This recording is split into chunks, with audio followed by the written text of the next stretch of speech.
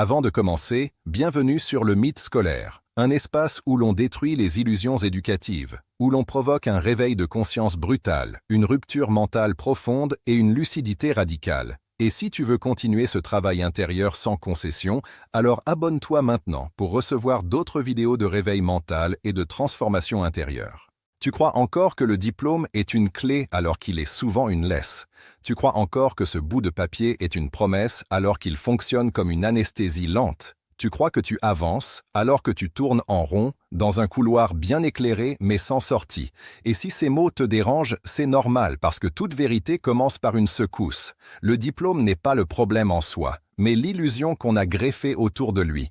L'idée qu'il te définit, qu'il te sauvera, qu'il te donnera une valeur. Et cette idée s'est infiltrée tôt dans ton esprit comme une graine plantée avant même que tu saches penser par toi-même. On t'a appris à obéir avant de comprendre, à répéter avant de créer, à réussir selon des critères qui n'étaient pas les tiens, et à force de récompenses, de notes, de classements.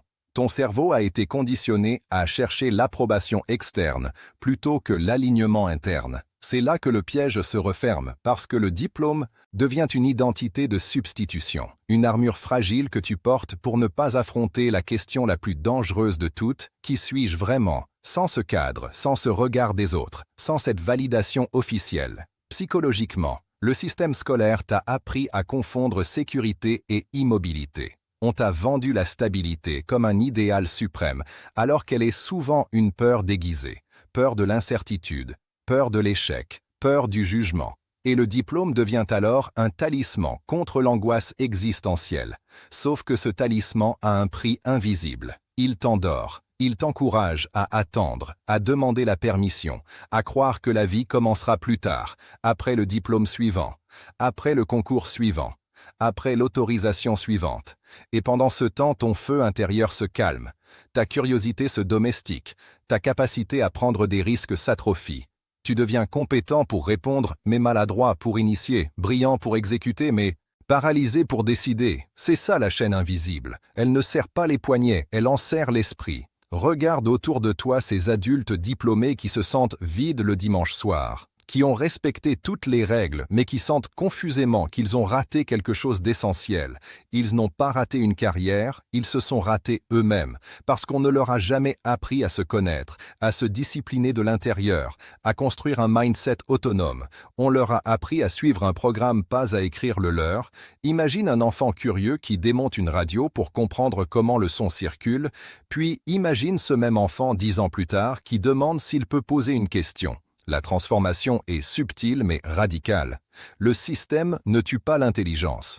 Il la redirige vers des objectifs qui ne nourrissent pas l'âme, et le diplôme devient le symbole ultime de cette redirection.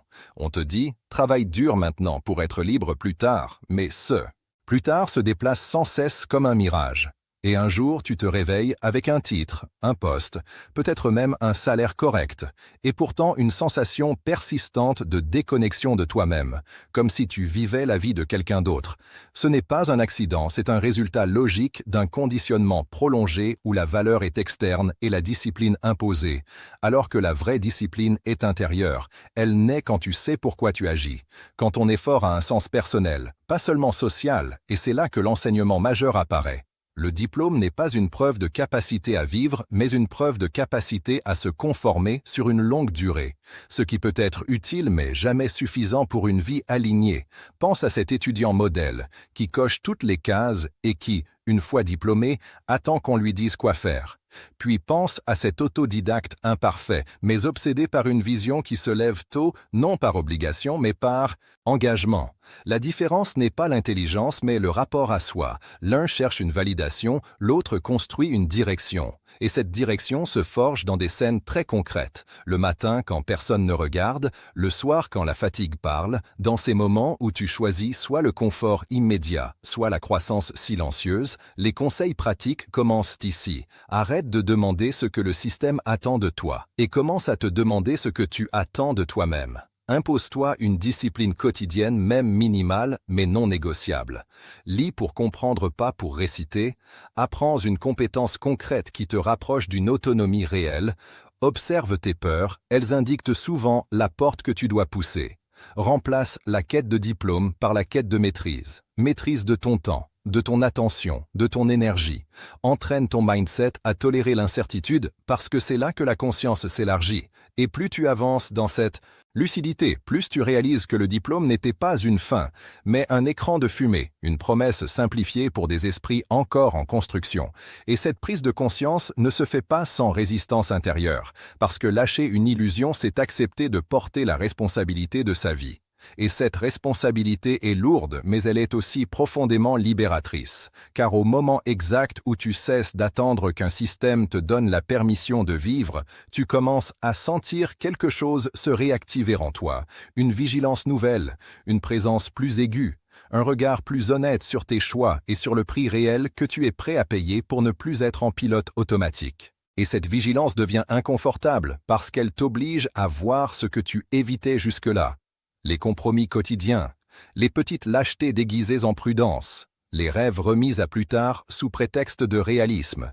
Et c'est ici que beaucoup reculent, parce qu'il est plus simple de critiquer le système que de sortir réellement de son emprise mentale.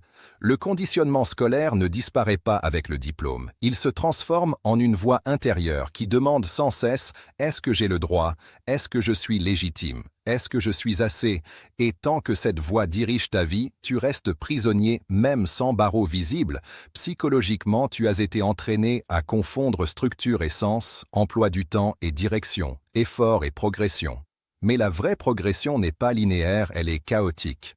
Elle demande des essais, des erreurs, des moments de solitude et surtout une capacité à rester discipliné sans récompense immédiate. Le système scolaire t'a habitué à travailler pour une note, un diplôme, une validation à date fixe. La vie réelle ne fonctionne pas ainsi. Elle récompense souvent longtemps après, parfois jamais de façon visible, et c'est pour ça que tant de personnes abandonnent dès qu'il n'y a plus de cadre externe. Elles n'ont jamais développé la musculature mentale de l'autodiscipline. Regarde cette scène très simple, un diplômé talentueux arrive dans un environnement sans règles claires, sans professeur, sans programme, et au lieu de se sentir libre, il se sent perdu, anxieux, presque vide, parce que toute sa motivation dépendait d'un cadre imposé. À l'inverse, quelqu'un qui a appris à se discipliner seul peut entrer dans le chaos et y voir un terrain de jeu. Non pas parce qu'il est supérieur, mais parce qu'il a reprogrammé son rapport à l'effort. Il ne travaille plus pour prouver sa valeur. Il travaille pour incarner sa vision. Et cette distinction change tout. L'illusion scolaire la plus dangereuse.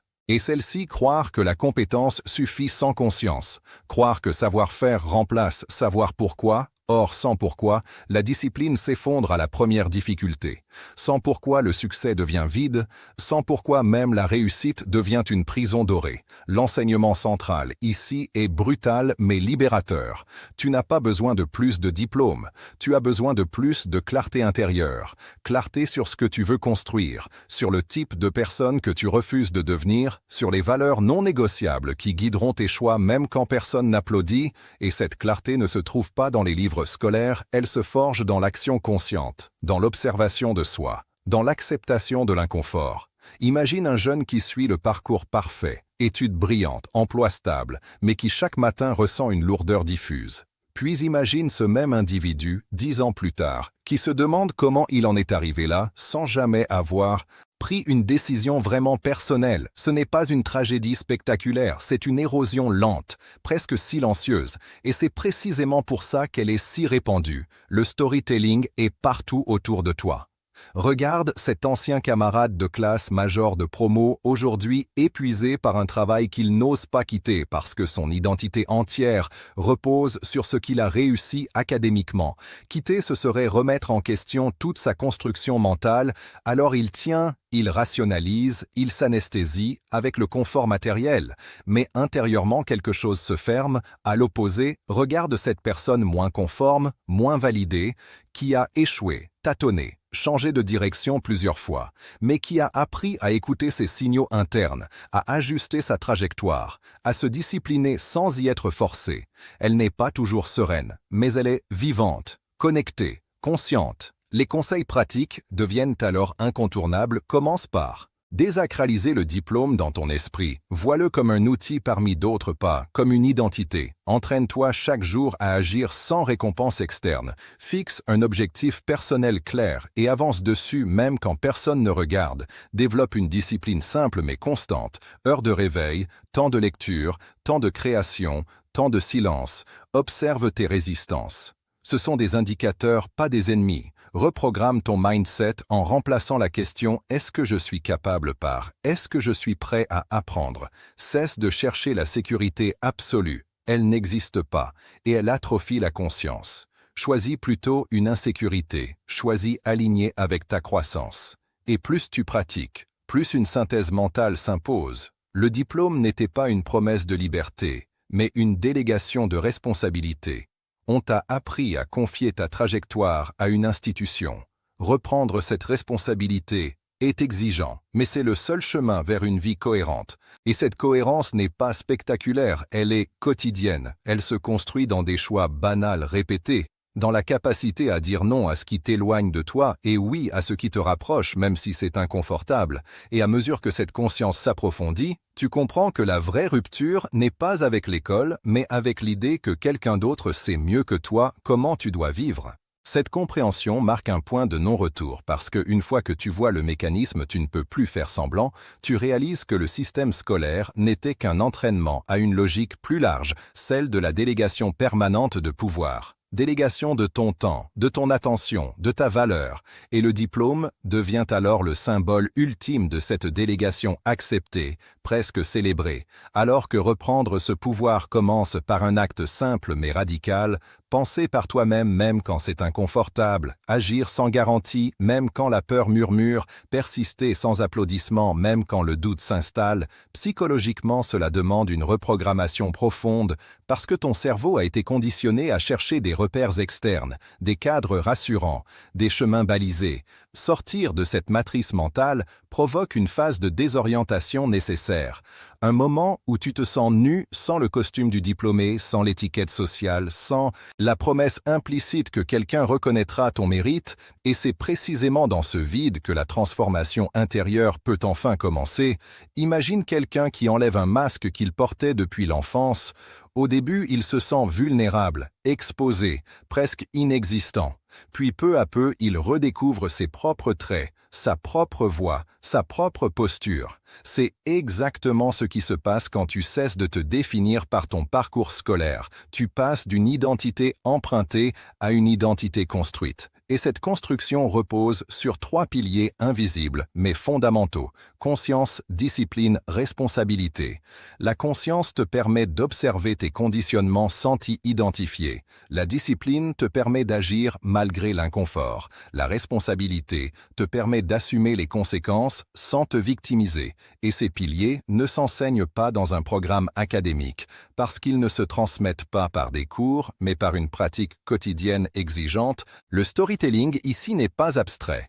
Il se vit dans des scènes ordinaires un soir, où tu choisis de travailler sur ton projet personnel plutôt que de te distraire. Un matin où tu te lèves plus tôt pour apprendre une compétence concrète. Un moment où tu refuses une opportunité confortable mais incohérente avec ta direction intérieure.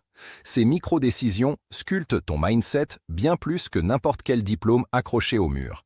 Et plus tu avances, plus tu comprends une vérité dérangeante. Beaucoup utilisent le diplôme comme une excuse pour ne pas se confronter à eux-mêmes. Tant que le système décide, tu peux te cacher derrière lui. Quand tu reprends le contrôle, il n'y a plus personne à blâmer. Et cette lucidité fait peur, mais elle libère une énergie immense. Car l'énergie que tu dépensais à maintenir une image, tu peux enfin la consacrer à créer, à apprendre, à bâtir.